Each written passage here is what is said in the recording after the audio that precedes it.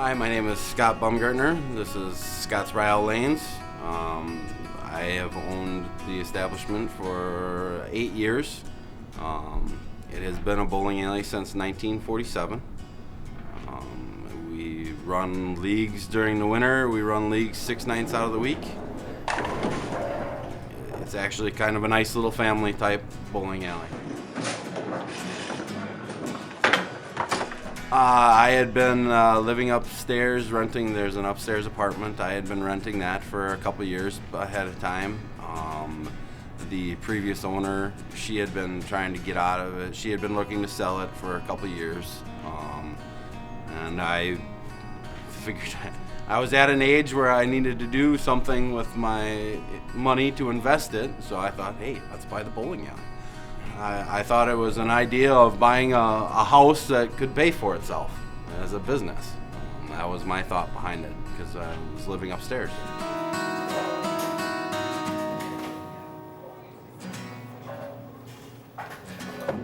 I do youth leagues. The youth leagues have always been pretty decent here in Rio. They run, normally I do like some of the older kids, I'll do those Friday after school. They just walk down here, and then the younger ones on Saturday morning. Try to get the kids to realize that it's just something to do and have fun.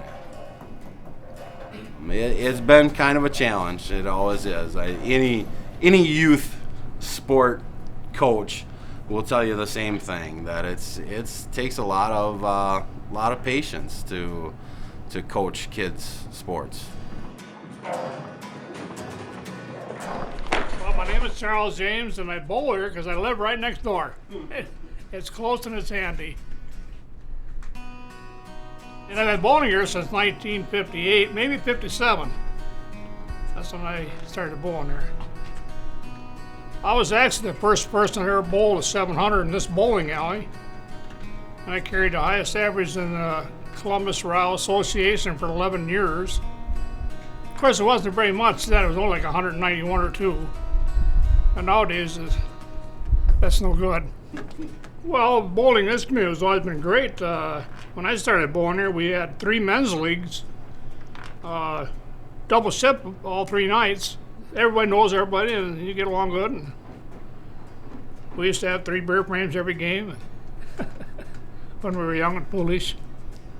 Of course, the younger people don't seem to get into the bowling anymore, but it's a good night out, and it's rather inexpensive sport.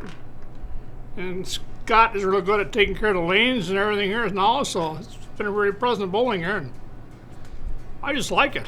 I don't know what brings me back, but my wife says we should quit, but I said, my dad bowled here till he was 76, and he had kidney problems, so he quit bowling when he was 76. And I'm 71 now, and I'm going to keep bowling at least 5 more years. The big bowling centers, I think, are having problems now, though, too, the way things are. I know that some of their numbers are down to the point where I think they're starting to price themselves right out of business. What they're charging for leagues and everything else is hard. I try and keep my prices down here.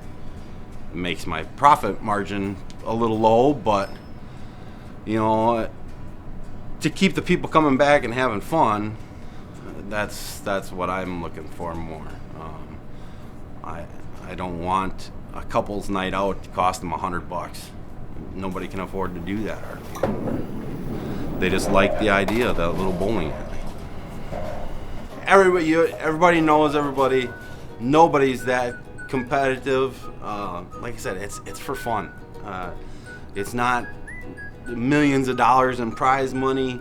I want to bowl against some guys that are just there to have fun, and that's what everybody knows. Everybody here, you know, you don't have the teams where you never talk to the guy on the other team.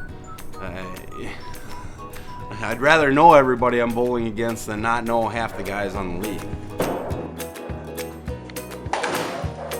You know what? It's something to do after you get done with school and you go to college and you graduate and you get married and you move somewhere and you're settling down and you're looking for something to do on a night out. Join a bowling league. It gives you a night out of doing something